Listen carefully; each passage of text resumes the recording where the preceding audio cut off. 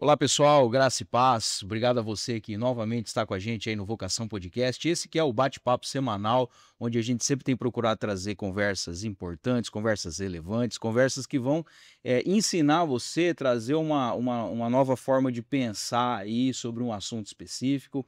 E eu tenho certeza que hoje aqui a nossa proposta não vai ser diferente, tá?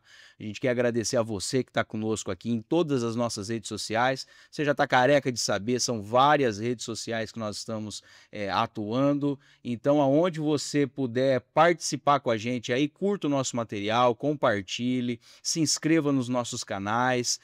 Nós estamos também nos dispositivos de áudio que você pode ouvir a gente fazendo trabalhando, fazendo os seus serviços de casa. Enfim, a Vocação Podcast está em vários lugares e aonde nós não estivermos, fale conosco via WhatsApp, tá? Nosso WhatsApp é o DDD 18 99737 9063, repetindo DDD 18 99737 9063. Adicione a gente aí na sua lista de contatos, mande mensagem para a gente, sugestão de pauta, comentários, inclusive essa é a nossa chave Pix. Se você quiser fazer uma doação para nós de qualquer valor, o QR Code vai estar fixo aí na tela, tá? Em todo momento da entrevista. Faça isso para nos ajudar, mas principalmente adicione o nosso contato e interage conosco, isso é muito importante para nós. E agradecer também aí o Secate Estofados, que mais uma vez está conosco, Secate que é o profissional indicado para qualquer ação que você precisar aí do ponto de vista de reforma de estofado, reforma de poltronas. Se você tiver o sonho de construir um sofá sob medida, uma poltrona, uma cabeceira de cama, o que você precisar de tecidos e espumas, o Secate é a pessoa indicada para isso, tá bom? O DDD dele é o 18 981 34 86 49. Repetindo o DDD 18 981 34 86 49, William Secati, é só falar com ele aí que ele vai te atender da melhor forma possível, tá bom? Pedir pro pessoal seguir a gente também nas redes sociais no Instagram, né, que a gente tá sempre postando ali cortes, os principais momentos das nossas conversas aqui, é Vocação Podcast, tudo junto. Você encontra a gente, segue a gente lá É que isso aí. tem corte toda semana. É muito importante isso, tá, pessoal? Essa interação conosco aí é uma maneira do nosso trabalho poder alcançar outras pessoas. A gente sempre fala isso aqui. Para você não custa nada e para nós é muito importante, tá bom? Bom, hoje nós estamos aqui com a Aline Scabi. Aline, obrigado, tá, por ter aceitado falar com a gente aqui no Vocação Podcast. Eu que agradeço, Ô, prazer foi todo meu. ô, Aline, você é psicóloga de formação. Sim, Já há quanto tempo já que você trabalha com... Você tem eu me formei em 2019. 2019. Isso, Você se especializou em uma área, da psicologia? Como é que foi essa tua história formativa? sim. Na realidade, minha história formativa começou, eu fiz minha primeira formação foi ADM, aí me Pô, formei somos colegas de é, profissão então. somos. Legal. Me formei em administração de empresa, eu sempre tive um sonho de fazer psicologia. E eu trabalhei muito tempo na área financeira e teve um gestor que falou para mim: "Olha, vocês têm que ter um plano B". Eu peguei e falei: "Nossa, plano B?". Ele falou: "É, porque hoje em dia a área financeira, então tá difícil trabalhar. O que vocês gostam de fazer? Pensa num plano B". E eu pensei, eu fui resgatar um sonho lá atrás meu, que era fazer psicologia, só que na época eu não tinha condições financeiras, teve uma época também que psicologia só tinha no período da manhã, então eu tinha que trabalhar, e comecei a fazer psicologia. Então assim, fui de novo 5 anos estudando, não é fácil, mas fui atrás desse sonho, e logo que eu me formei, comecei no último ano, na realidade, da faculdade, eu comecei já a fazer estágios, e aí eu vi que eu tinha uma facilidade, e eu nem era mãe, então, assim, eu não tinha tanto contato com crianças, mas eu vi que eu tinha uma facilidade, que eu gostava de atender crianças, tinha essa facilidade também com as crianças. E deve ser uma área difícil da psicologia, né, trabalhar com Sim, criança, né. porque você não trabalha só com criança, você também trabalha com os pais. Então é Entendi. diferente É quando toda uma você rede. é diferente quando você atende, especializa em adultos, você não praticamente não lida com os filhos. Você ali lida só com adulto, então a gente tem que trabalhar com as crianças e também tem que fazer treinos parentais com os pais. Então, de uma certa forma, você também atende os pais. Entendi. Aí foi um professor meu uma vez que me indicou, não se falava tanto, falava, mas não se falava tanto sobre o ABA, que é a análise do comportamento aplicado. Ele falou que era uma área que tinha poucos profissionais que se interessavam, e quem gostava de trabalhar com criança, era importante seguir essa área. E eu comecei a ir atrás, e aí fui, me apaixonei por análise do comportamento, que hoje eu sou especialista em análise do comportamento, também sou neuropsicóloga, então assim, eu fiz 2 especialização, depois de 2019, que eu me formei em Ou psicologia. seja, você estudou bem pouco, pelo que eu tô vendo aí, né? Eu não parei de estudar, Que gente, na legal, realidade, porque parabéns. quando eu fiz ADM, eu fiz depois, gestão de pessoas. Eu fiz uma pós que teve na Unip de gestão de pessoas, aí depois eu fiz psicologia e fiz já 2 especialização. Imagino que a psicologia, o primeiro foco, foi também em gestão, né? Na realidade, eu comecei a fazer psicologia porque eu achava que eu ia para o ramo organizacional, que ia trabalhar no RH. Uhum. Falei, então eu vou juntar, porque eu já tinha gestão ADM, gestão de pessoas, E psicologia, psicóloga. tava tudo certo. Falei, vou trabalhar com recrutamento e seleção. Trabalhei um tempo. Ainda quando eu estava, fui para uma grande empresa no ramo de bebidas, e aí trabalhei no recrutamento e seleção. Mas aí eu vi que não era tudo aquilo que eu imaginava. Acho que foi bom para eu Sim. conseguir tirar esse estigma do que e eu vi que não era aquilo que eu queria mesmo para minha vida. Então, falei: "Não, eu quero mesmo clinicar. Então eu vou para a área clínica, então é isso que eu quero fazer". E é com crianças que eu quero trabalhar. E aí você fez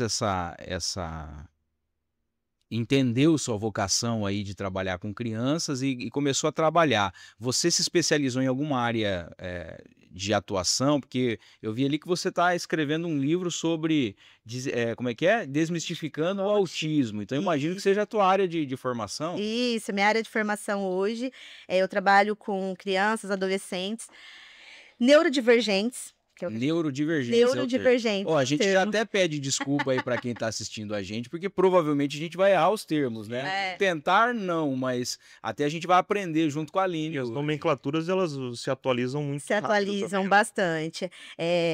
Hoje em dia, a gente já fala neurodivergentes, então são crianças antes falavam crianças com autismo, hoje é crianças autistas, pessoas autistas. Uhum. Então o TEA, que todo mundo fala que fica mais fácil, transtorno do espectro autismo. Por que o espectro? Porque ele é muito amplo. Entendi.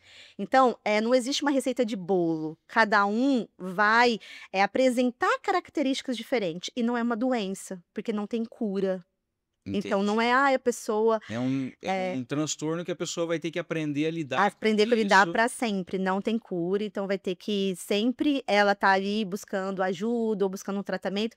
E tem pessoas que aprendem depois de um tempo, a vida inteira a pessoa vai ter que fazer tratamento? Não, com o tempo, dependendo do nível de suporte da pessoa, ela consegue depois ela mesmo sendo eu falo assim, seu coterapeuta, seu próprio terapeuta, e aí vendo as suas dificuldades, ela consegue manejar ali os seus comportamentos também. Então, o que diferencia transtorno de doença é o fator cura, ou tem mais É, fatores? porque doença, você tá doente, você pode segurar. Remédio. Você.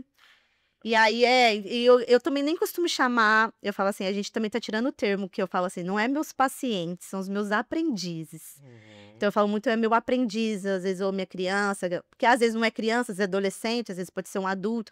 Tu fala aprendiz, porque a gente tá sempre aprendendo. Então a gente tem que E estar sempre se E renovando. parece que não, mas a gente aprende até isso em RH, em administração, que o termo utilizado se refere muito à sua forma de atuação com o público.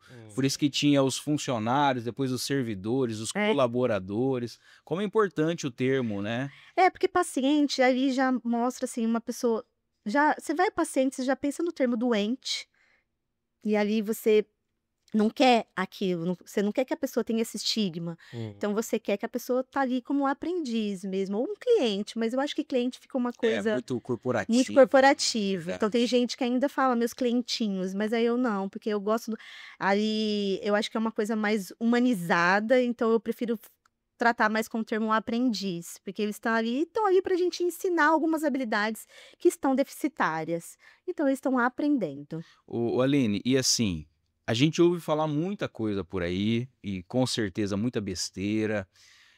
Já foi dito que Tilenol aumenta o Tilenol, né? Isso. Que aumenta o índice de DEA, que são os microplásticos. Tem uma vertente de química que nós ingerimos, ou isso é algo natural, biológico? Como é que se trata hoje essa questão? Assim, ainda existe muito estudos ainda, né, estão bastante evidência científica, não tem nada que mostre de algum remédio que possa causar o autismo. Então, assim, Tilenol, até teve agora, foi assim, várias redes sociais, um boom de todo mundo falando, nossa, mas Tilenol, por isso que aumentou os casos, Tilenol, muitas grávidas tomou Tilenol, e aí os filhos nasceram autismo. Não, não tem nada de evidência científica que comprove isso. Até teve um estudo recente, americano, na realidade, que fala que não tem nada comprovado. Então, realmente, o que tem-se nos estudos que se falam muito é que são hereditário, na realidade. Então, provavelmente, se você ou às vezes tem alguém na sua família que tem autismo, provavelmente a chance tem até 80% de chances 80%. de chance de seu filho ou alguém da sua família ter também. Entendi. Então, pode ser hereditário, uma coisa genética, ou pode ter também questões ambientais, que daí vários fatores que pode estar ocasionando isso, mas não tem ainda nada que comprove. É por causa disso, disso, disso, disso, disso, disso. Então, assim, ainda muita gente procura. Espero que um dia a gente consiga ter essas respostas, mas ainda a gente não tem. Mesmo nesses fatores ambientais que você citou, não tem nenhum específico também. Não tem nenhum específico também. Então, é igual as pessoas com síndrome de Down, cromossomos T21. Então, assim, às vezes a família, nenhum dos pais tem síndrome de Down, e às vezes o filho acaba tendo síndrome de Down. Então, às vezes nenhum dos pais tem autismo e os filhos têm. Então, isso pode acontecer. Isso pode acontecer. Mas assim, Aline, o autismo, ele se apresenta, ele se desenvolve, digamos assim, na fase infantil ou se toda pessoa autista, ela na infância já tem sinais? Já nasceu, isso. A gente consegue hoje, graças às tecnologias, à medicina que avançou muito, na verdade a pessoa já nasce com autismo, né? Ela não adquire depois. Entendi. Então ela já nasce, então o indivíduo já nasce com autismo. E a gente consegue perceber já dos primeiros meses de vida. Então, assim, a partir do 7º mês, com 10 meses, a gente já está agora com intervenção precoce. Então, você já consegue em bebês. Tanto é que eu vou até fazer uma propaganda aqui também. Estou participando, vai ser lançado o próximo ano. Autismo em Bebês, um livro em que eu também vou ter um capítulo. Vou estar participando também. Autismo em Bebês. Autismo em Bebês, vai chamar o livro. O título do livro é esse, Autismo em Bebês. Então, se você conseguir identificar já em bebês, que antes a gente conseguia identificar a partir dos 2, 3 anos. Agora a gente já consegue identificar algumas características e já entrar com intervenção precoce, mesmo não tendo diagnóstico finalizado, mas você já consegue entrar com intervenção precoce para poder desenvolver essas habilidades. Entendi. Então, geralmente, às vezes o neném é um pouco mais hipotônico, ele é molinho, sabe aquelas cabecinhas que não fica firme? Que você pega um bebezinho, às vezes você já fala, firminho, cabeça firminha. Geralmente a criança que ela tem um atraso motor. Então, ela vai ser uma criança um pouco mais molinha, não vai ter aquela firmeza no pescocinho, não vai conseguir ficar fazendo assim, sabe? Quando a criança você põe no chão, ela fica levantando o pescocinho. São sinais. Isso já são sinais. Então, geralmente, a criança, ela tem uma dificuldade quando a mãe está amamentando, porque geralmente uma das características da pessoa autista, ela tem uma dificuldade para fazer contato visual. São uma das características. O bebezinho, quando a mãe está amamentando, é uma coisa que ele fica ali naquele olhar com a mãe. Então, ele já não consegue também fixar esse olhar com a mãe, cruzar esse olhar com a mãe. Então, ele tem essa dificuldade. Caramba, desde a primeira infância Desde a primeira assim? infância já consegue verificar os sinais, então ele tem essa dificuldade. E o bom desse diagnóstico Precoce. precoce é pela intervenção já ser mais assertiva. Isso, você já consegue. Então você consegue ali, então ele vai crescendo com essa intervenção e você já consegue evitar problemas futuros. Não que ele vai, então ele começou com intervenção precoce e aí ele não vai ser mais autista, ele vai ter a cura. Não, mas você vai evitar prejuízos futuros. Entendi. Então aí porque como é um transtorno do espectro autismo, a gente consegue caminhar nesses níveis de suporte. Então tem suporte 1, a criança ou o indivíduo que tem um autismo com nível de suporte 1, ele precisa de menos suporte para a vida. Então ele vai conseguir ter uma vida normal. A pessoa que tem um nível de suporte 2, ela já precisa de um suporte substancial. E o 3, ela não consegue fazer as coisas sozinha, então precisa de um suporte o tempo todo. Então, quanto mais você conseguir intervir no começo, você consegue andando nesses suportes, para essa criança conseguir ficar sempre no suporte 1, ter o mínimo de suporte possível, ter uma qualidade de vida melhor. Aline, eu imagino que esse diagnóstico cada vez mais precoce seja um desafio também para a área de separar o que seria um sinal concreto de sinais, né? Porque É. eu vejo muita coisa no Instagram de essa coisa de diagnóstico em casa. Se o seu filho faz tal coisa, se o bebê faz tal coisa, é sinal de um consequente autismo. A psicologia, ela tem esse cuidado, a neuropsicologia tem esse cuidado em separar o que Sim. seria um sinal relevante, o É. que... Porque assim, você tem que tomar muito cuidado, eu já tive até lá na clínica, eu já tive crianças que foram com diagnóstico de autismo e depois eu atendendo, porque geralmente a criança vem com diagnóstico, com laudo do médico, porque nós psicólogos, nós não podemos laudar, a gente dá hipótese diagnóstica, mas quem realmente dá o diagnóstico é o médico e dá o laudo médico. Mas já veio já, então já tinha definido esse laudo médico, que quando eu comecei a fazer as intervenções, eu vi que a criança não era autismo. Às vezes também, não é todo mundo que tem um atraso de fala, porque às vezes o autismo ele tem uma dificuldade na comunicação, aí, a criança não tá falando, então é autista. Não, porque assim, hoje em dia a gente tem que tomar muito cuidado com tela. Sim. As crianças estão nascendo já, você pode ver bebezinhos e a família já coloca ali a tela na frente. A criança, quando ela utiliza muito da tela, ela não precisa falar, ela não precisa se comunicar com o outro, porque ali ela fica só vendo as imagens, então ela não precisa pedir nada, ela acaba não interagindo com o meio social, ela não brinca, ela não faz pedidos, ela não faz solicitações. Então, para que que ela vai? Demora mais para falar, não tem estímulo, ninguém conversa com ela, ela fica só ali.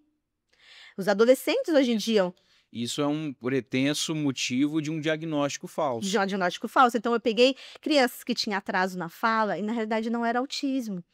A criança tinha atrasos na fala, ela precisa de fono, precisa de uma terapia, uma intervenção fonoaudiológica, mas ela não é autista. Então, assim, precisa ter outros critérios, precisa fechar vários critérios, então não tem. Então, tem que tomar muito cuidado.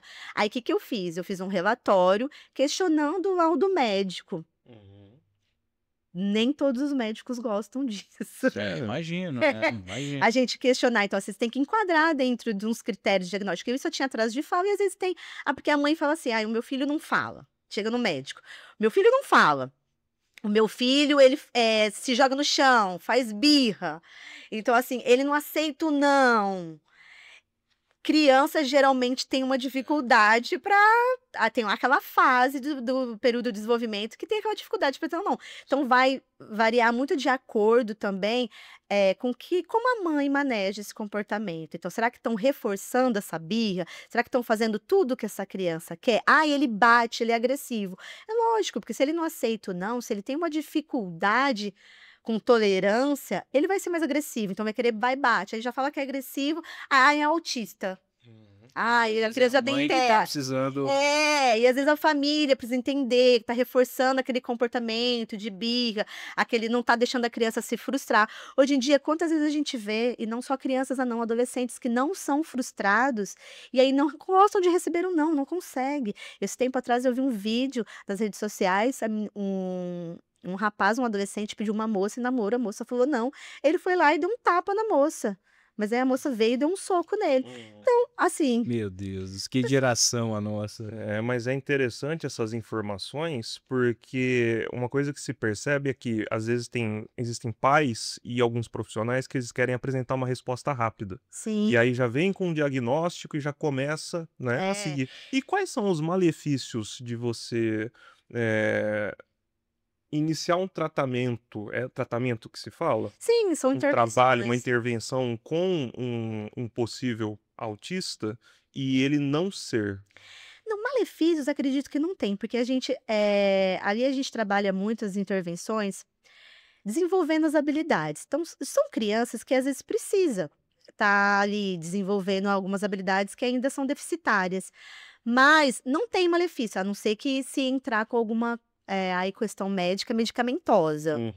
Agora, questões de intervenções não, porque a gente só está desenvolvendo habilidades. Então, ali são crianças que às vezes têm uma dificuldade acadêmica, então a gente vai também, além da terapia ABA, a gente também vai entrar com uma psicopedagogia, então vai desenvolver. Então, para ela vai ser melhor no futuro em questões acadêmicas. Se a criança tem dificuldade na fala, então já entra com intervenção fonoaudióloga, terapia ocupacional também, que são questões sensoriais. Então, tem criança que tem dificuldade de mexer com massinha, com slime, que não gosta de areia. Nem todo mundo que tem uma sensibilidade sensorial também é autista. E às vezes também tem que tomar cuidado que, ai, meu filho tem seletividade alimentar. Nós também, adultos, temos que Sim. ter seletividade alimentar. Então, às vezes é uma preferência. Quando é bebezinho, come de tudo. Depois você vai crescendo, você passa por uma fase no desenvolvimento que você não quer determinados alimentos, algumas texturas você não gosta. É diferente de ter uma seletividade alimentar. Então, assim, então aí a criança também tem essa dificuldade, então a gente trabalha, então não tem malefícios. Só que eu acho que a gente não pode colocar este peso Na na criança. criança, É verdade. da criança ter um transtorno sem ela não ter. Então, assim, porque ela vai carregar para o resto da vida dela. E aí ela pode, ela mesma, começar a achar que ela é diferente das outras pessoas, isso pode causar malefícios, eu falo assim, emocionais. Ela pode se sentir diferente das outras pessoas e às vezes ela não é. Então a gente não precisa ficar. Então, nem tudo que tem atraso, às vezes é só um atraso no desenvolvimento. E aí a gente precisa trabalhar em cada área específica, aí não precisa trabalhar com todas as áreas que uma pessoa com autismo, ela necessita. Então, aí você trabalha áreas específicas. Então, mas malefício em si não tem, só se entrar com medicação, né? Entendi. Ô Aline, e como que o autismo ele funciona no cérebro da pessoa? Quimicamente ou durante a formação? Como que é o sistema? Não tem nenhum exame, que se você fazer exame de imagem para que você vai detectar o autismo. Então, assim, a pessoa, geralmente os médicos pedem exames de imagem para descartar outras coisas. Pedem exames genéticos também para ver se não tem. Aí você vai descartando. Se não apareceu nada em exames de imagens, porque não aparece, não tem como, eu vou fazer um exame aqui e vou detectar autismo. Não tem. Porque não faz nada no cérebro. Então, assim, como que é o diagnóstico? É clínico mesmo, observação. Então, como que está fazendo agora para diagnosticar adultos? Porque criança é mais fácil, que você já começa a ver um atraso no desenvolvimento. Então, como é clínico, você começa também a tentar puxar lá atrás. Como que foi o desenvolvimento dessa pessoa? Às vezes a pessoa demorou para andar, demorou para falar, mas hoje ela fala normal, mas teve um atraso ali no desenvolvimento, que está fora dos padrões esperados para a idade. Então ela foi uma criança muito agitada, uma criança às vezes que não dormia, tinha um distúrbio de sono, que geralmente algumas crianças têm também. Então você vai puxando o histórico de desenvolvimento da pessoa, você vai ver que, opa, peraí, tem alguma coisa.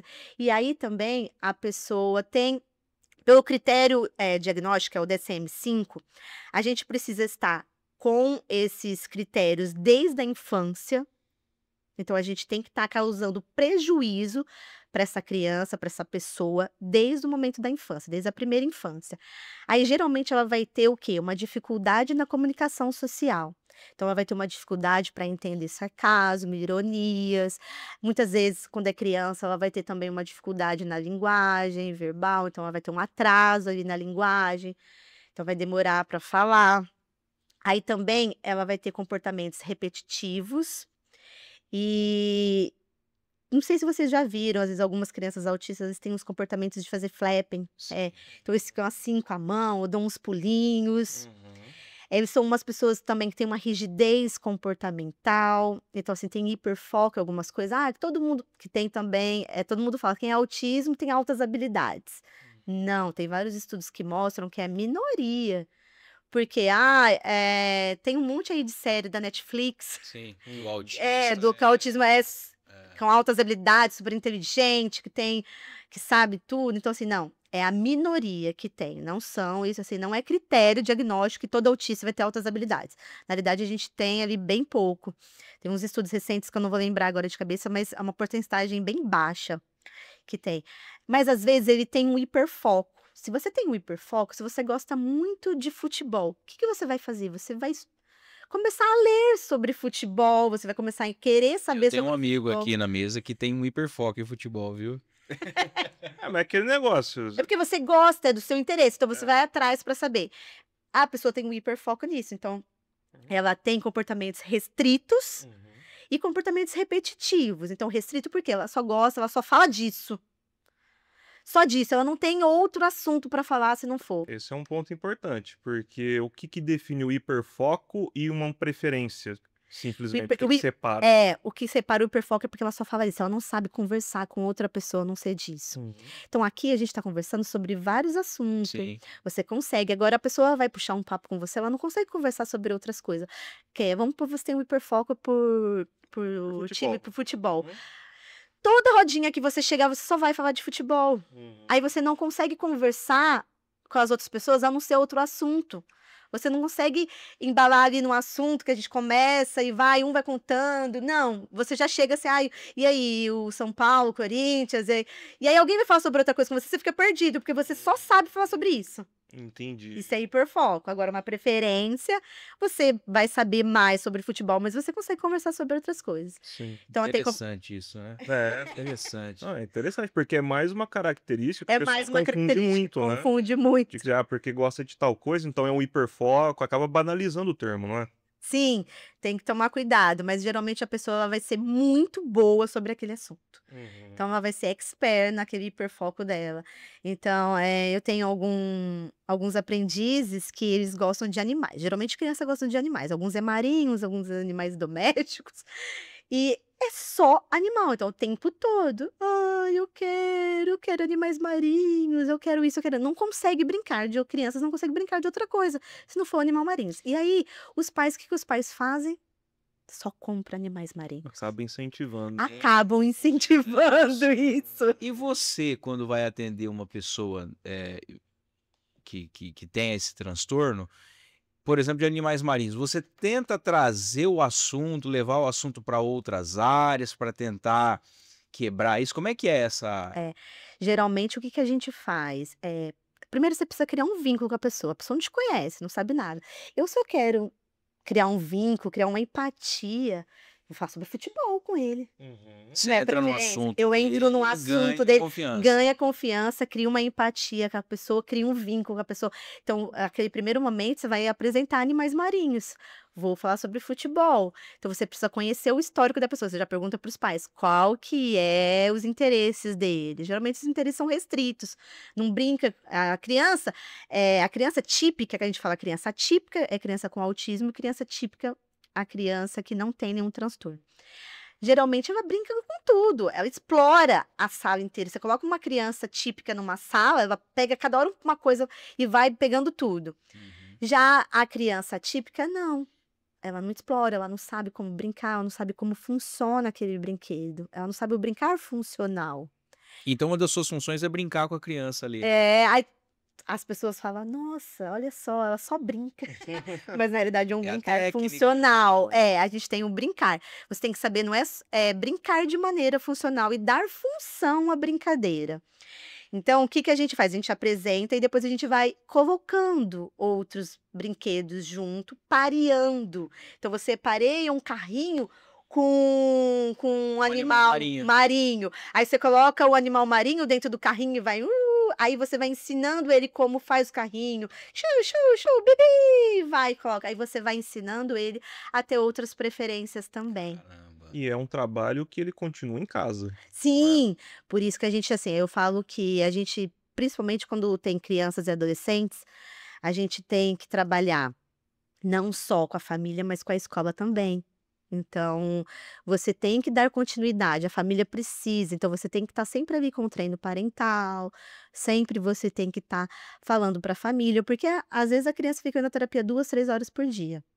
Mas, e a diferença também é que as crianças, quando elas precisam de intervenção, as intervenções são todos os dias. Eu tenho crianças que fazem de 10 a 40 horas semanais de terapia. Então, são terapias intensivas. 40 horas semanais é 8 horas de terapia intensiva por dia. Ô Aline, e assim, para quem está nos assistindo e tem condições, claro que a gente sabe que hoje nós não estamos falando de absurdos de dinheiro, mas nós temos família muito pobres. Sim. Para famílias que talvez estejam nos assistindo e falam assim, Guilherme, eu tenho uma criança na minha família que tem eu tenho essa percepção, mas eu não tenho condições. Tem algum equipamento público que a mãe pode levar essa criança? Não sei se seria o caso de um CAPS. É. Existe? O CAPS não, a gente tem aqui hoje o Ritinha, a gente tem a PAI, que tem o núcleo, os TEA deles ali, e tem também o AMA, né? Aqui Esses hoje na são rede equipamentos pública, e públicos. são equipamentos públicos. O que precisa na realidade? Primeiro passo na realidade, meu filho, tô achando que ele tá com algum atraso no desenvolvimento. Tô percebendo que não está comum. Eles não têm as mesmas características de uma criança da idade dele. Então, algo deu um alerta na família. Primeiro, o que eu preciso fazer? Eu acho que, assim, primeiro de tudo é procurar fazer uma avaliação neuropsicológica. Então, vamos fazer um rastreio. É isso que a gente faz. Então, primeiro a gente vai verificar se realmente a criança está dentro das características que o DSM-5 pede, que atende a todos os critérios. Então, a gente vai fazer um rastreio, aí a gente vai aplicar escalas. Então, a gente tem várias escalas que a gente aplica, eu não aplico só uma. Na verdade, eu faço 5 escalas e testes, geralmente cada criança, para a gente pelo menos ter realmente uma certeza, além da minha avaliação clínica, das minhas observações e além das entrevistas com a família. A gente também vai no ambiente, se a criança já vai para o ambiente escolar, a gente também vai fazer observação no ambiente escolar, e ali precisa de um relatório de 3 profissionais. Geralmente, o que a gente faz? De psicólogo, fonoaudiólogo, terapeuta ocupacional. Então, depois de 3 E esses profissionais avaliações. você tem no teu instituto? Tem até mais, tem outras especialidades também. Tá. E aí depois a gente pega a avaliação de 3 profissionais que já têm uma habilidade, já está acostumado a fazer avaliações, já consegue fazer umas observações clínicas, e depois a gente chega a um laudo, aí é o laudo psicológico, o laudo técnico, para poder ir até o médico. Então é melhor fazer esse rastreio antes, porque muitos médicos vai primeiro no médico, aí o médico pede para fazer o rastreio, fazer uma avaliação com os profissionais depois, então você já vai. Ali a gente dá hipótese diagnóstica. Deu hipótese diagnóstica, o médico vai concluir isso aí. concluir, e aí ele vai conversar com a família, vai analisar a criança e conclui. Conseguiu, o que precisa fazer para as famílias que não têm condições? Infelizmente hoje é um tratamento caro, porque é um tratamento intensivo, é um tratamento longo, então assim, a gente não consegue prever quando que tempo. quando que a pessoa vai ter alta, mas existe alta também. Mas hoje em dia, o Estado e a prefeitura custeiam esse tratamento. Você tem que entrar judicial. Então tem esse caminho. Tem esse caminho, você tem que procurar um advogado. Que pode, Depois que você tem o inclusive, ser uma laudo. promotoria pública, Isso, né? pode.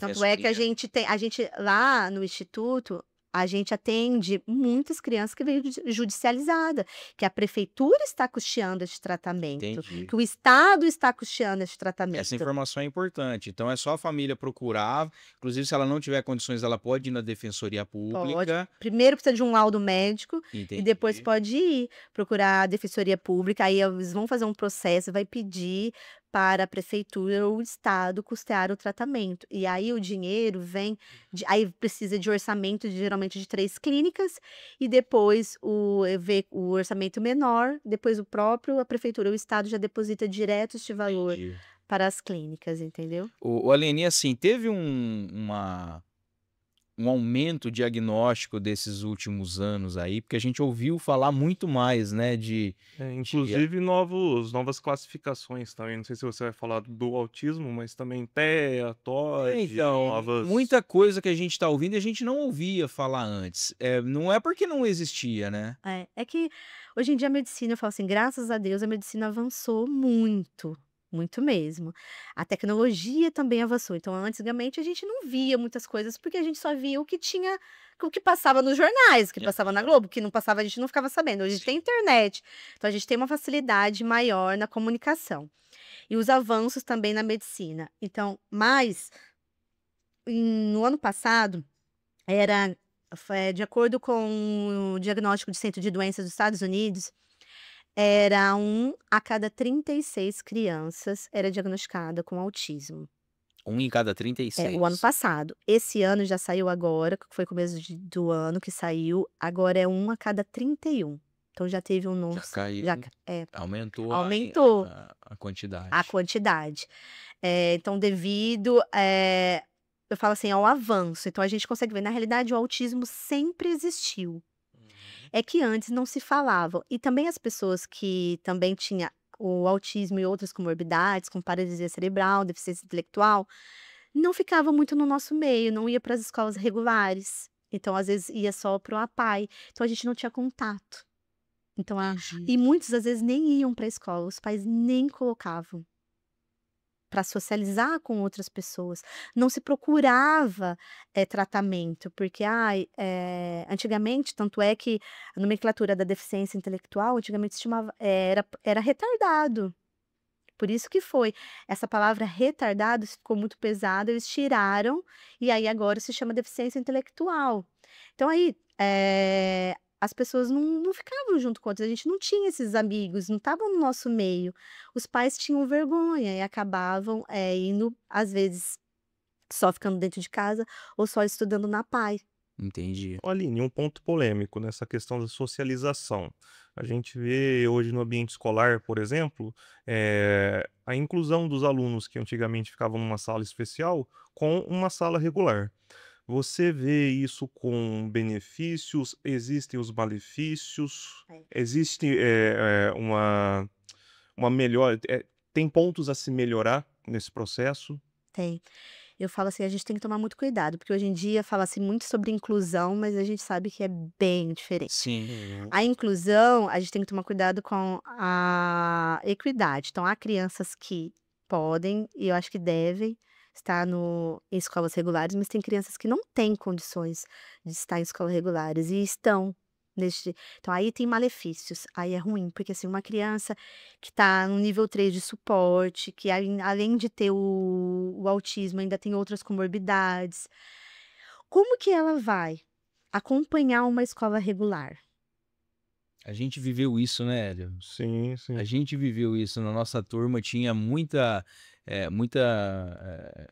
Alguns neurodivergentes, alguns alunos com deficiência visual, né?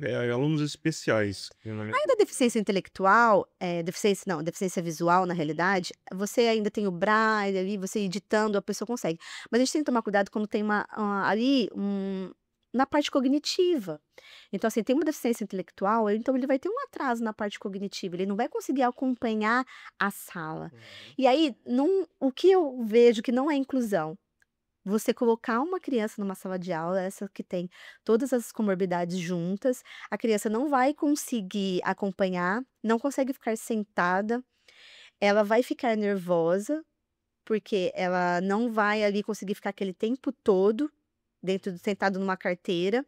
Ele não está entendendo nada o que está se passando na luz, estão pedindo atividades de alto custo para ele, é onde vem a agressividade. E mais, Aline, se você me permite, às vezes o próprio professor não está preparado para Muito. atender aquele público. Sim. E Mas ele ainda, alunos regulares, o professor Já já não tem tem uma condição, dificuldade, já são muitos alunos, né? Agora, um professor para uma sala de 30 alunos, você ainda coloca, aí você coloca um cuidador que não tem especialização, não sabe como lidar. Então, assim, eu acho que é importante, sim, a escola, mas eu sou contra. Eu acho que deveria também ter uma escola específica Sim. para atender essas que têm uma dificuldade maior. E não ali ter equidade, para a gente conseguir. Ele conseguir também, de acordo, eu falo assim, com o que ele hoje tem de habilidade. Então, a gente precisa ter material adaptado, coisa que não tem. Então, eu tenho crianças que têm 12 anos, mas que a hora que você vai aplicar uma escala, para você ver a inteligência, medir o QI dele, ele tem a idade de desenvolvimento de 4. Então, hoje, ele tem uma mentalidade de 4 anos, mas ele tem 12 anos. Eu vou colocar ele junto com as crianças de 12 anos, sendo que ele não consegue fazer. E para a própria criança neurodivergente já é um desafio gigante. Se me permitem, eu vivi uma experiência esses dias. Eu fui em São Paulo numa gelateria, chama Il Sordo. Nem conhecia, não sabia da existência. O dono, ele é deficiente auditivo. Todos os funcionários são surdo-mudos, todos. Caramba. E quando você entra na gelateria, você fica perdido, porque você fala assim, cara, como é que eu vou me comunicar? E a pegada da gelateria é essa mesmo. Uhum. Então, assim, a proposta ali daquele lugar é fazer você entender como eles se sentem quando eles estão no nosso ambiente. Uhum. Cara, como a gente precisa começar a pensar em como é a acolhida desse público divergente, né? Então a gente não pode simplesmente Porque- pegar, eu preciso fazer inclusão, a gente precisa ter inclusão real mesmo. Não pode simplesmente pegar essas crianças que a escola não tem estrutura nenhuma, não tem profissional capacitado, não tem profissionais que vão estar ali orientando, e aí colocar no meio de 30 crianças. Uma criança que tem sensibilidade sensorial, que o barulho a incomoda, Sim. Ela precisa ter um ambiente mais vai tranquilo, que vai receber, receber. Então, assim, como que você vai colocar ela numa sala com 30 crianças gritando? Porque a gente sabe o que é uma sala de aula, a gente já estudou. Sim, sim. Você sabe que é aquela loucura. Então, como que vai ficar? Agora, se ele também tem ali um déficit na área cognitiva, como que ele vai acompanhar? Será que realmente você está fazendo a inclusão? Será que ele não vai se sentir excluído porque todos os amiguinhos dele estão escrevendo e ele não? Uhum. Infelizmente, é um debate que ele tem muita carga emocional, né? Sim. Tem muita decisão ali que é tomada de uma maneira emocional, não é muito bem pensado, já é implantado. Às vezes os pais falam, mas eu quero que o meu filho convive com pessoas, que tenha um tratamento normal. Tudo bem, eu até entendo isso, às vezes eu até falo para os pais. Hoje, o filho da minha sócia, ele não frequenta mais, então a gente conseguiu ganhar na justiça, porque ele tem outras comorbidades, e conseguiu ganhar na justiça, então ele não precisa frequentar a escola regular, porque assim, infelizmente hoje aqui no nosso governo, Brasil, as crianças passam de anos. Então você tem que frequentar, obrigado. Isso é um problema. É obrigado a criança estar ali regularmente matriculado na escola. Então vai. Então ele ia na escola e ele não tinha condições nenhuma de frequentar a escola. Então a gente precisa entender, quem tem condições, eu acho válido, dependendo do nível de suporte que essa criança precisa. Agora, uma criança que não consegue ir no banheiro sozinha, uma criança que não consegue se comunicar, uma criança que não consegue comer sozinha. Mas aí tem um cuidador, mas o cuidador não é especializado, entendeu? Assim, mas também dá pra gente ver o copo meio cheio, né? Porque, poxa, se essas pessoas sempre existiram e nós nunca olhamos pra ela, agora pelo menos a gente tá olhando, Agora, né? sim, com certeza. Então Eu o falo assim, copo também está meio cheio, né? Sim. Que bom que a gente tem esse... agora a gente consegue verificar, ver, então assim, incluir essas pessoas também no nosso meio. As famílias ainda têm aquele estigmatismo, aquele estigma de que eu não vou com meu filho, que o meu filho vai atrapalhar. Eu não vou naquela festa, porque vai que o meu filho tem alguma crise, ou fica nervoso, aí as pessoas vão ficar olhando para mim. Então a família também tem algumas famílias que acabam se isolando, porque tem um pouco eu falo que o preconceito, ele vem primeiro na gente.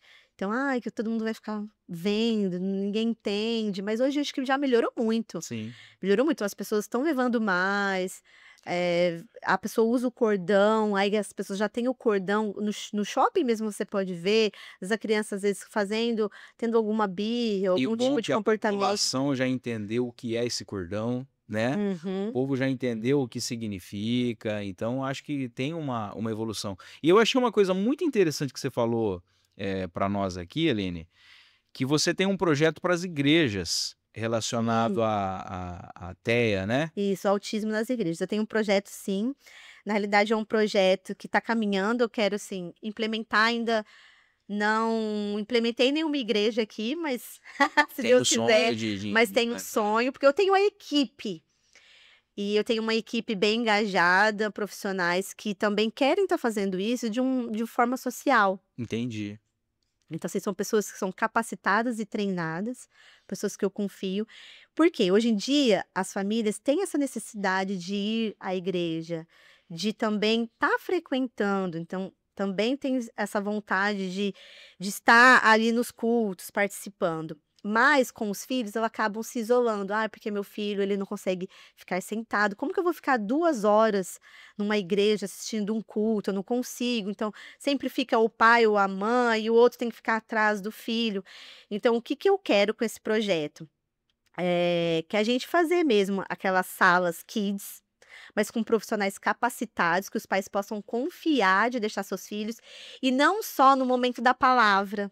Mas assim, a mãe chegar na igreja, já ser recebida, já desde o primeiro momento, na porta da igreja, e a gente já conseguir essas pessoas que têm uma dificuldade, uma sensibilidade sensorial, porque quando começa o culto, geralmente, tem a bateria, tem o louvor, então assim, é muito estímulo, as palmas, é muito estímulo sensorial.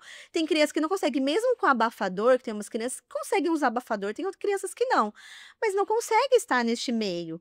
Porque é muita informação para ela. Então a gente tem que fazer isso aos poucos. Ah, mas ela nunca vai conseguir? Não, ela vai conseguir. Mas isso não pode ser da noite pro dia introduzido nela. Ela tá sempre em casa, com aquele silêncio. E de repente vai levar ela na igreja com aquele barulho, um monte de. E é diferente como eles sentem. Então, além de ser muita gente, tem crianças que não gostam do toque, aí vem, todo mundo abraça, todo mundo beija, cumprimenta. Então, tem criança que não gosta disso. Tem criança que tem sensibilidade com cheiro, perfume. Então, ali, imagina tantas pessoas na igreja, cada um com perfume. É. Então, eles são muito mais sensíveis a esses estímulos sensoriais. Então, a essas crianças que não conseguem, a gente já abraçar a família ali no começo e já levar. E ali também, a gente, lá na sala Kids, o que eu quero também? A gente conseguir trazer histórias bíblicas de uma forma também diferente. Então, através de comunicação visual, porque o autista, ele entende muito mais com a comunicação visual. Então, aí a gente fazer histórias bíblicas e de acordo com os cards visuais, você introduzir para ele conseguir aprender. A gente também utiliza muito comunicação alternativa e aumentativa. Tem crianças que, devido aos seus diagnósticos, não vai conseguir, não vai ser verbal, não vai conseguir falar através de palavras, mas ele pode ser verbal com a comunicação alternativa. Então, você comunicar através por figuras, você comunicar através, hoje em dia a gente tem também comunicadores, a gente tem iPad, que a criança consegue falar, então ela consegue expor o que ela está Ou sentindo. seja, tem ferramentas. Tem várias ferramentas para a criança conseguir se comunicar. Então, ela também ser verbal. Uhum. Então, a gente consegue, como a gente já tem eu falo assim, essa experiência, e a gente já tem os profissionais, então eu queria, assim, implementando. E aí a gente treinar essas pessoas, para que está dentro da igreja, que já tem, porque toda igreja tem. Sim. Tem a sala das crianças e tem as pessoas que cuidam dessas crianças. Então, já tem a pessoa que já tem um dom. Que e a a igreja gente inicia o treinamento dessas professoras, né? Isso, Que cada igreja. comece... E assim, e a gente nem. Eu falo assim, esse projeto, a gente ainda. Eu tenho algumas terapeutas que estão comigo. Nós, na implementação, a gente não está nem cobrando. É algo social mesmo. A igreja só precisa entrar em contato com a gente. E a gente dá essa capacitação para as pessoas. pra gente Aline, ensinar. qual o teu contato através do Instagram? Como é que o pessoal entra em Sim. contato com você? Tem o meu Instagram, que é @psicoalineescábia. Escábia, Aline Isso. Escábia. Vai ser o nome do card, tá? Psico Aline Escábia, através do Instagram. O Instituto também tem um Instagram. Tem, @institutoamormaior.ata. Instituto Amor Maior.ata. Manda mensagem lá no direct. Manda pessoal... mensagem direct. Bom, qualquer coisa também tem o nosso telefone aqui do Vocação, tá? 18 997 37 90 63. Pode entrar em contato conosco, a gente faz a ponte também com o Instituto da Aline. Mas desculpa, Aline, mas isso é muito importante. Sim. Isso é muito importante. Eu acho que a igreja que está ouvindo aqui o Vocação Podcast, nós temos que entender esse público. Esse público também precisa de Cristo. Sim. Esse público também precisa ser evangelizado e esse público está aumentando. São famílias doentes, são mães carentes e a fé é muito importante. Então a gente precisa. Então são pessoas que a família muitas vezes não chama. A família acaba ignorando essa pessoa, porque o filho dá muito trabalho, eu não vou chamar para vir na minha casa, não. Não vamos chamar para festinha fulano, não, porque o filho dela, ai. Acontece, a gente sabe que acontece muito isso, e a própria família exclui essa pessoa. Então, é um público muito excluído. E eles já sentem essa exclusão, eles também acabam também se excluindo mais ainda. Então eles são carentes. Então assim, todo dia eu lido com mãezinhas que choram, que precisam de Deus, que necessitam de uma fé, que precisam de um consolo, de um abraço, porque não é fácil. Muitos pais abandonam essas mães, porque o que acontece? Um tem que parar de trabalhar para cuidar desses filhos. É. Então a mãe, ela deixa a vida dela, ela perde a sua identidade para se transformar na mãe do fulano.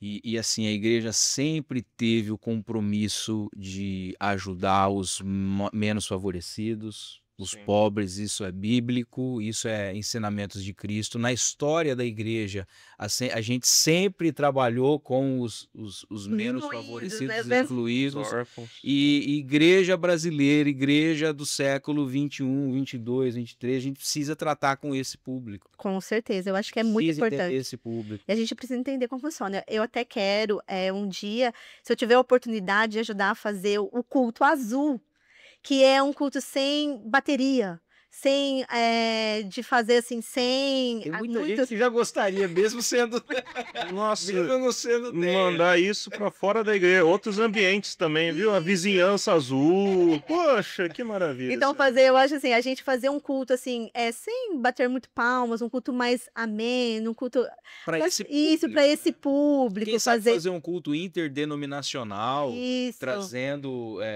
E a gente convidar telas de vários, nossa, convidar todo mundo. Então, assim, a gente convidar todo mundo, quem nunca foi numa igreja, independente da religião, mas vir aqui, a gente fazer algo diferente para abranger esse público também. Então, eu acho que E o Vocação Podcast fica à disposição, tá, Aline? O que a gente puder aí utilizar o nosso canal de comunicação para a gente potencializar esse projeto, eu acho que isso aqui nós estamos falando de reino de Deus.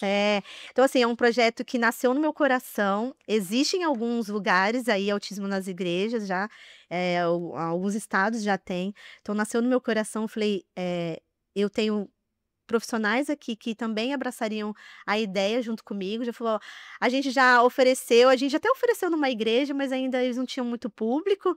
Então, o pastor ficou um pouco assim, vamos, assim, não gostou da ideia, mas ainda não se finalizou. Tem algumas igrejas que fazem esse tipo de, não com esse, do jeito que eu quero, na realidade, mas já abrange esse público. Mas o que eu quero, assim, é implementar mesmo, é capacitar, é trazer, não só, eu falo assim, o conhecimento para esses profissionais, não só passar o nosso conhecimento para eles, mas trazer materiais adaptativos. Que é isso que eu vejo que não tem, não simplesmente para eles, tirar eles, o pai e a mãe assistir o culto e eles ficarem lá na sala brincando. Não, mas que também essas crianças sejam evangelizadas. Sim. Esse que é o meu interesse maior. Então, assim, eu tenho certeza que esse projeto não quero que fique só no meu coração, mas que entre no coração de todos. E eu não tenho igreja, não sou pastor, e não vou abrir uma igreja para montar isso, mas eu tenho certeza que alguns pastores, Deus vai tocar no coração e que a gente conseguir implementar. É o que a gente acredita aqui no Vocação Podcast, né? Cada um no seu quadrado. Não tem essa. É o pastor na função dele de pastor, o psicólogo na função dele de psicólogo, e todos vão servir a Deus, cada um no seu espaço. E parabéns, Aline, parabéns pelo que você tem feito, porque eu acho que é isso mesmo, a gente precisa brilhar na nossa área de atuação. Sim. Né? A gente precisa tratar isso. Sim. Aline, para pontuar essa questão você se referiu a nível 1, nível 2 de autismo. Quais são os níveis de autismo que se classifica hoje e quais são as diferenças entre eles? Antigamente se falava leve, moderado e grave. Aí mudou esse termo. Porque assim, leve, moderado e grave. Grave para quem? Começaram a ver. Às vezes é grave para um, não é grave para outro. Então, esse termo já não está mais em uso. Então, agora a gente usa nível de suporte 1, suporte 2 e suporte 3. Então, isso está de acordo com o DSM-5. Por quê? Porque são crianças que precisam de um suporte A criança de nível 1 de suporte, ela não precisa de tanto suporte substancial. Então, assim, ela consegue se alimentar sozinha, consegue tomar banho sozinho, consegue ir para a escola, ela precisa ali de um apoio, mas um apoio básico. Uhum. O nível de suporte 2, que seria o antigamente o moderado, então são algumas coisas que a criança vai conseguir. Às vezes ela é bom na parte acadêmica, mas na parte, vamos supor ali, para se alimentar, para comer, para tomar banho, às vezes ela não consegue, ou vice-versa. Às vezes ela consegue, então ela precisa ainda ter alguém ali mediando algumas áreas e algumas habilidades da vida dela. Já o 3 precisa de muito suporte, então um suporte muito substancial. Então a criança geralmente ela não consegue ficar sozinha. Uhum. Então é uma criança que precisa ter o apoio de um adulto o tempo todo, desde tomar banho, desde ir ao banheiro, desde alimentação. Então é uma criança que não tem condições de ficar sozinha. Tem aqueles casos de agressividade. Também. Casos de agressividade, às vezes até pode entrar aí no nível de suporte 2. E automaticamente, quando a criança não tem comunicação, ela já é nível de suporte 3. Uhum. Porque aí a gente precisa ou trabalhar, implementar uma comunicação alternativa com ela, ou se não ali, porque como você imagina, você não consegue se comunicar, não consegue falar o que você está sentindo, não consegue pedir. Então, ali eu já preciso de um suporte, porque ela não tem nada, nenhum tipo de comunicação. Tem crianças que não conseguem nem se comunicar, através de gestos. Então não precisa só ser verbal, mas gesto também, porque às vezes você não consegue igual, se a gente está nos Estados Unidos, eu não sou fluente em inglês, mas você não consegue A gente se vira. você faz assim, ó: "Você quer beber?" É. Se vira. Quer comer? Você vai, quer ir no banheiro, você vai fazer uma comunicação gestual. Agora tem criança que não consegue nem apontar. Então é isso que a gente faz também, nas intervenções, na terapia ABA. Então a gente começa ali habilidades básicas de ensinar, um apontar. Então a criança, como ela não consegue se comunicar de maneira nenhuma, o que ela vai fazer? Agressividade, ela vai se bater ou bater no outro, ou vai fazer autolesivos ou heteroagressão, ela vai bater no outro, porque ela entende que quando ela tem esse comportamento, a atenção se volta para ela. Uhum. E aí a atenção se volta para ela e a pessoa começa: "Você quer isso? Você quer isso? Você quer isso?" Começa a aparecer um monte de coisa. Quando ela vai lá e pega o que ela quer. Então só quando eles têm um comportamento agressivo é que consegue alguma coisa. Então eles aprendem a se comunicar através da agressividade. E como é importante o acompanhamento, né, porque a família começa a Atender. entender, a criança começa a ter mais recursos Sim. para comunicação. Eu tenho um aprendiz que ele tem 4 aninhos. 4 aninhos, maravilhoso. E ele tem, apraxia de fala, além de ter autismo também. Então, assim, apraxia de fala, ele tem uma dificuldade motora, então vai ser difícil, ele fala enrolado, vai ser difícil ele falar. E nós entramos com comunicação alternativa para ele, através de um iPad. Então, para ele pegou muito rápido, porque ele não tem, uma deficiência intelectual, não tem nada que atrapalhe ele na parte cognitiva. E para ele foi libertador, ele aperta lá e o próprio comunicador fala: "Eu quero isso, eu quero massinha", e ele discute com a gente: "Não, eu não vou, eu quero brincar com um amigo", ele vai apertando os botões, ele entendeu que aquilo é a voz dele. Então a gente não pode calar a voz dessas pessoas. Se essas pessoas não conseguem falar de maneira verbal, então a gente precisa ensinar maneiras alternativas de ele estar falando. A gente tem botão de comunicação, pelo menos o essencial, o básico. Sim, tem um botão que a gente utiliza também, é um botão que você só aperta e você pode gravar. Então aí você grava o sim, o não, eu quero, não posso, banheiro. Então aí você vai ensinar a pessoa que toda vez que ela apertar aquele botão, vai falar, então ela consegue alguma voz fala por ela, então ela consegue se comunicar. Então, porque tem pessoas que não conseguem, às vezes, comprar o comunicador, o iPad, que às vezes, mas você consegue falar através por figura. Então, você ensina para ela que aquela figura, então, através, ela também não consegue ler, mas através do símbolo que você vai fazendo pareamento e vai ensinando para ela, o que você começa, eu quero água. Você começa a mostrar um copo de água com o símbolo da água, mostrando para ela, e toda vez Associa. ela associa, então você vai fazendo associações para ela, então ela vai vendo que toda vez que ela pedir essa figura, vai ser entregue algo para ela, vai ser entregue a água, vai ser entregue a comida, aí ela começa a te mostrar a figura, e isso é muito gratificante quando você vê que você está dando voz para essa pessoa. E a tendência é, no desenvolvimento dessa criança, ela conseguir mais facilmente alcançar essas ferramentas. Sim, e também tem algumas crianças que não têm nenhum assim, atraso motor de fala, que isso dá um input de fala também. Então, a criança que tinha dificuldade para desenvolver a fala e começou a melhorar a fala através também legal. dessas comunicações. Muito bom. Parabéns, Aline, pelo trabalho. Fala um pouquinho do seu livro para Ah, é nós. verdade. Isso aqui eu trouxe para vocês, é um Obrigado. presente. Obrigado. Isso aqui é Desmistificando o Autismo. Assim, eu fui convidada para Isso aparece aqui na câmera. Desmistificando o autismo. Isso. Eu fui convidada para estar participando dessa obra, né? O meu é o capítulo 2. Por quê? Hoje em dia existem muitos mitos ainda sobre o É autismo. nosso isso aqui? Esse é de Posso vocês. pegar um Pode. autógrafo teu depois? Pode. Então, eu trouxe para vocês aqui, para o Vocação Podcast, ganhar um livro. Eu vou fazer agora. Tive um lançamento inicial em São Paulo, né? Que foi lá no Shopping Iguatemi. Agora a FACFEA me chamou para estar participando. Agora vai ser agora em outubro. Legal. Vai ter o FEA Livre e aí vai ter outros ex-alunos que fizeram. Então, eu vou estar participando de um lançamento lá.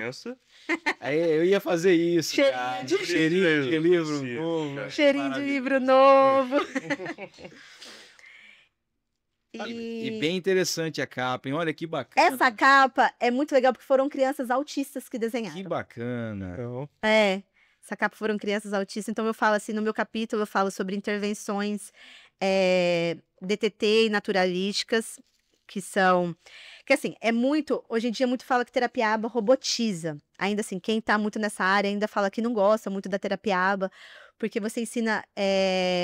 ensinos estruturados e naturalísticos. Então, fala, tem pais que já conhecem um pouco mais, falando, eu quero mais que... Não quero que façam ensinos estruturados com meu filho, aquele ensino de mesinha, que fica uma coisa robotizada.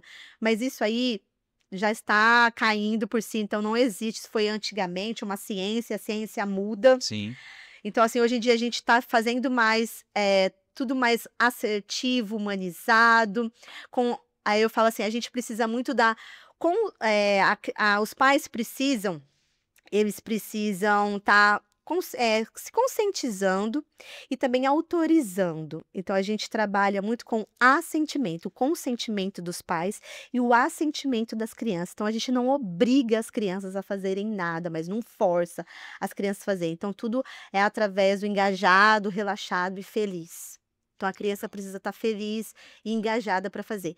Então, ali eu falo um pouco sobre os ensinos estruturados, naturalísticos, como que a gente pode estar trabalhando, que é importante trabalhar os dois em conjunto, então que não robotiza, que a criança não vira um robô, que a gente procura sempre estar generalizando para os outros ambientes, fazendo isso no contexto natural. Então, que isso é um mito, na realidade, que a terapia ABA robotiza as crianças, e não é bem assim. E como é que o pessoal adquire o livro, Aline? O pessoal adquire o livro na Amazon. Ah, tá na... Tá na Amazon. Legal. Isso. Pode adquirir o livro lá direto Ou no também site. entrar em contato no direct. Ou também entrar em contato Você- direto comigo, porque eu tô ali.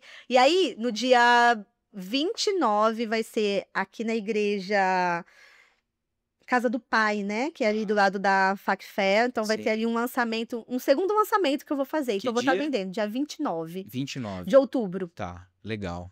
29 de outubro eu vou estar fazendo o segundo lançamento e o pessoal também vai poder estar adquirindo. Aline, como que é escrever um livro sobre saúde, algo comportamental? Porque é diferente de uma literatura, uma ficção. Ali tem dados verificados. Sim. Dá trabalho? Dá.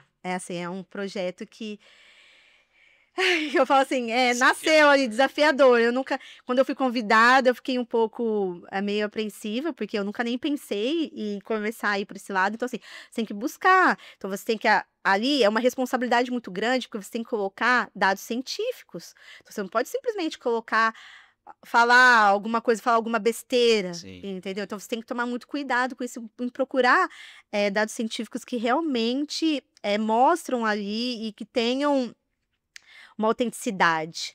Então, isso é um desafio e tanto, uma responsabilidade e tanto, mas eu acho que vai ser muito bom para minha carreira, porque teve um lançamento agora em agosto, porque dá uma visibilidade maior, aí eu escrevi juntos com vários nomes do autismo, então a gente... E agora, através desse, já fui convidada para o próximo, então eu acho que é Que só daqui para frente, Existe. até eu escrever meu próprio, né? Isso aí. Aí você vem aqui no Vocação Podcast fazer o lançamento do teu livro. E existe algum órgão verificador, fiscalizador antes de ser publicado? Como que funciona esse É, processo? essa parte de processo, a Literary Books, que eles fazem toda essa parte. Então, a editora. A editora, ela A faz editora, tudo isso. a editora já vai, então eles fazem toda a correção, eles verificam. Então, eles têm tudo isso para poder verificar, para não ter Li- plágio. Tem que tomar Literário cuidado Books. com plágio, com tudo esse tipo. A Literary Books, é. Esse é da Literary Books, editora. Aline, e você tem uma história de vida, de superação também, que envolve a saúde, um testemunho legal. O que aconteceu com você? Ah, verdade. Isso, eu falo que é um testemunho de vida, porque aos 12 anos eu fui diagnosticada com um tumor cerebral. Então, o tumor cerebral, ele estava na área da coordenação motora, ele estava tamanho de um ovo. Dentro do cérebro estava dando hemorragia. Então, sempre fui uma criança ativa, sempre participei dos grupos de danças na igreja. Então, ali fazia tudo, andava de bicicleta e comecei como se tivesse uma rigidez. É como se estivesse dando um derrame mesmo do lado direito do corpo. Então, comecei a pegar copo, comecei a derrubar. Então, começou a ser, assim, meio imperceptível, como se fosse uma pessoa meio desastrada, tropeçando em tudo. Uhum. Então, assim, demorou uns meses para eu começar a perceber, também tinha 12 anos. Até que um dia eu tive uma dor de cabeça muito forte mesmo, muito forte. E através dessa dor de cabeça, aí começou a paralisar o lado direito. Eu comecei a mancar.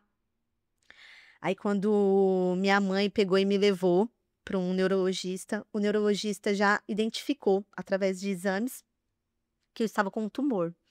E o tumor, ele estava numa área muito difícil. E eles não conseguiam saber nem para fazer biópsia, porque estava dando hemorragia, se conseguia ou era câncer ou era tumor, se conseguia operar ou não.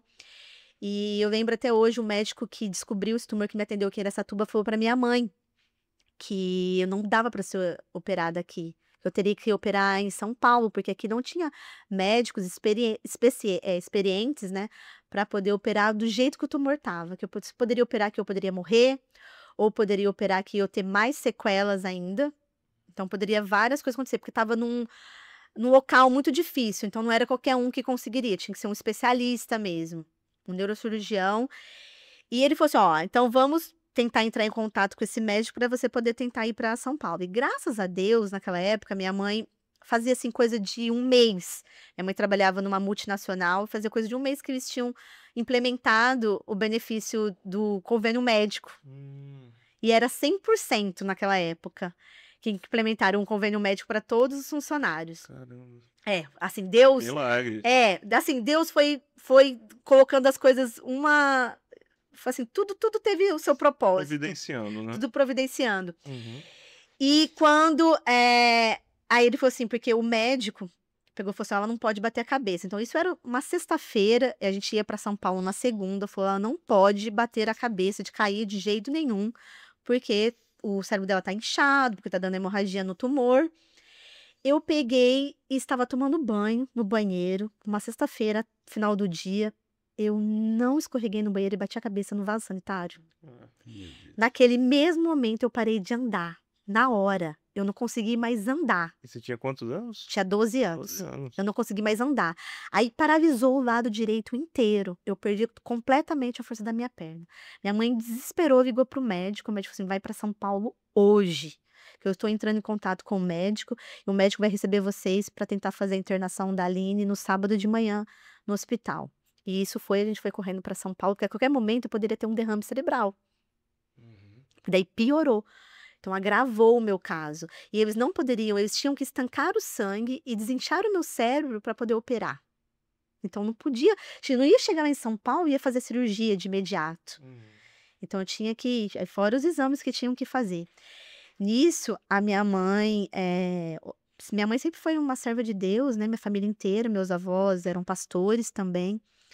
Hoje meu avô faleceu, minha avó infelizmente está com demência, então minha família inteira, né, eu cresci no berço cristão. E todo mundo veio entrando em oração, apareceu um monte de pessoa, eu nunca vi tanta gente que foi na minha casa para orar naquela época. E eu lembro até hoje, né, teve vários tipos de oração, tem umas que eu prefiro nem me recordar. Geralmente é assim. Prefiro nem me recordar, mas teve um que minha mãe não sabe nem quem é ele até hoje, não sei da onde que Deus enviou. Ele pegou e falou assim: ó, sua filha, Deus manda dizer que sua filha vai passar pelas mãos da medicina, mas ela vai ter a vitória. Então, assim, até me comovo, porque foi um momento muito difícil. E aí, quando eu operei, o médico falou pra minha mãe: a sua luta vai começar agora, porque eles estão acostumados a ver o tumor quando tira, né? Então ele falou assim, era um tumor muito feio, tava raizado, ele falou, parece como às vezes, então ele falou assim, eu tenho quase certeza que é câncer que a sua filha tem. Aí ele pegou e falou assim, então, vamos mandar pra biópsia, mas já vamos entrar com a químio, né? Já vamos entrar, porque a gente não pode perder tempo, ela é muito nova, então a gente tem que começar até sair a biópsia, porque antes demorava uma semana pra sair, não era uma coisa tão rápida. E eu passei muito mal, comecei a fazer, né, nossa, passei muito mal mesmo com a medicação, vomitei, foi assim, coisa muito clara que tem na minha mente, foi muito difícil. Comecei com fisioterapia, mas logo após a cirurgia eu não estava mais movimentando a mão. Na UTI, eu fiz assim. E aí minha mãe já pegou e falou assim: "Então, a mão já começou a voltar", na própria UTI mesmo, né. Então assim, já comecei, mas começou com muita fisioterapia, mas ainda não andava. E aí depois veio o resultado da biópsia e deu negativo, não era câncer, glória a Deus. E aí o médico não acreditou. Ele mandou para mais 2 laboratórios diferentes, porque ele falou: "Eu não acredito, eu vou pedir confirmação, porque eu tenho certeza do que eu vi". Aí a minha mãe falou: "Mas eu tenho certeza no meu Deus que eu sirvo. Amém. Eu tenho certeza que minha filha foi curada". Então, graças a Deus, então esse é meu testemunho vivo. Assim, Deus me curou de um câncer, porque era pra eu nem tá viva aqui, não era nem pra eu estar contando essa história, né. Sim. E hoje você tá. Aí hoje eu fiquei com uma sequela na perna, né, na perna direita, do joelho pra baixo, então assim, eu fiquei com uma sequela, ando mancando, eu perdi o movimento do joelho pra baixo, mas em Perto compensação, do que perto do aconteceu. que aconteceu, então assim, eu fiz muita fisioterapia, eu demorei, eu fiquei 1 ano sem andar. Aham. Então, assim, tive que, ter muita força de vontade, então a minha família me ajudou muito, então eu tive que fazer ali vários exercícios e ter forças, né, assim, mas Deus sempre esteve presente, então, é uma história de vida mesmo, de luta, então a minha mãe nunca deixou eu acreditar que poderia ser diferente das pessoas. Eu falo que eu não tive psicóloga naquela época, que naquela época ninguém me ia para psicólogo, mas minha mãe foi minha psicóloga. Então ela nunca deixou eu me sentir inferior a ninguém, nunca deixou eu me sentir abaixo de ninguém devido a uma deficiência física, porque hoje eu não consigo correr, não consigo andar de bicicleta, uma dificuldade para andar. Uhum. Então, nem tudo eu consigo fazer. Mas ela nunca deixou eu me sentir inferior a ninguém. Então ela sempre, me colocou, assim, como igual a todos. Nunca me facilitou a minha vida também não, porque, ai, coitadinha dela, ela não Mas consegue. isso ajuda a construir também. Isso, então ela nunca facilitou a minha vida, então ela sempre me ajudou muito. Então, aí eu fui correndo atrás dos meus sonhos. Então eu não deixo ninguém falar o que eu não posso fazer antes de eu tentar. Legal, parabéns, Aline. Obrigado, tá, por ter vindo aqui conversar com a gente. Foi um prazer a gente falar um pouquinho sobre isso. Sim, Eu acho que é um assunto que está muito aí em em evidência, voga, né, em evidência, e a gente precisa realmente desmistificar o autismo, com né? Acho que certeza. essa é a palavra. Parabéns pelo título do livro, porque eu acho que é bem isso mesmo. A gente sempre encerra aqui, Aline, o Vocação Podcast, fazendo um paralelo com a vida de Martinho Lutero um fato que aconteceu com um sapateiro. Uma vez um sapateiro parou Lutero na rua e falou assim: Lutero, como é que eu posso servir melhor a Deus? E Lutero falou para ele: olha, faça um bom sapato e venda a um preço justo. No sentido de que toda profissão, quando ela é bem feita, quando ela é bem desempenhada, ela nos ajuda a servir a Deus. Sim. É claro que a gente já falou sobre isso, acho que durante toda a nossa conversa aqui, mas eu queria só fechar com essa pergunta para você: como que uma psicóloga pode servir melhor a Deus? Eu acho que principalmente Deus é amor, e a gente tratar as pessoas com respeito, com dignidade e amor. Então, servindo a Deus, porque olha só, vamos ver a história de Jesus. Olha o quanto que ele não trouxe. Jesus foi o maior psicólogo que já existiu. Tem Sim. até um livro, né? É, Jesus, escure. isso, Jesus, o maior psicólogo. Então, ele foi. Então, a gente precisa eh, verificar exatamente, entender o que aquela pessoa realmente está vivendo, não julgar. Então, hoje em dia, as pessoas julgam muito o outro, então a gente tem que parar com isso, parar de julgar, entender a história da pessoa, então o que está por trás das suas atitudes. Então a gente precisa ali ajudar a encontrar um caminho, e um caminho de amor, de Perfeito, esperança. perfeito. Obrigado, tá, Aline, Eu que por agradeço, esse foi um prazer. bate-papo. Acho que cumpriu bem o objetivo aqui da gente trazer esses assuntos e fica aqui aberto o Vocação Podcast para futuras conversas, para a gente bater papo aqui. Com Acabamos nem certeza. falando muito sobre você, sobre a tua história, mas quem sabe em numa próxima oportunidade. Mas a gente tem que agradecer, aí, inclusive, a você que nos acompanhou até aqui no nosso canal aqui do YouTube. Dizer que nós somos muito gratos a todas as curtidas, a todos os comentários, aos compartilhamentos, porque isso começa a fazer sentido aqui para nós. A gente começa a entender que vocês estão gostando, que vocês estão curtindo o material. Então, se você gostou, deixa o seu like aqui, se inscreve no nosso canal, porque quando você se inscreve, você vai sempre receber os nossos materiais com exclusividade. E também dizer que nós estamos em várias redes sociais. Nós estamos no YouTube, no Instagram, no Facebook, no TikTok, no Kawaii.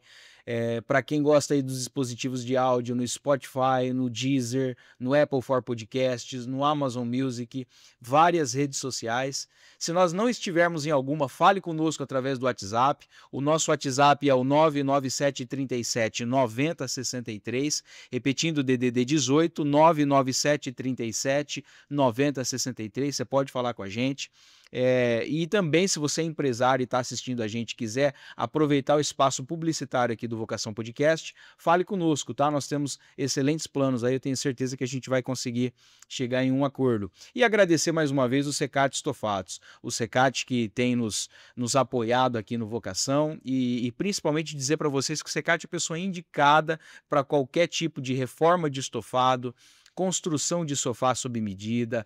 Poxa, você tem aquela poltrona lá que você senta nela para assistir o Vocação Podcast, mas ela tá desconfortável, tá precisando trocar a espuma. O Secate é a pessoa indicada para isso, tá? Você pode falar com ele do DDD 18 98134 8649. Repetindo o DDD 18 98134 8649, William Secati. Pessoal, muito obrigado, Deus abençoe vocês e até semana que vem aí no Vocação Podcast mais um bate-papo, tá bom?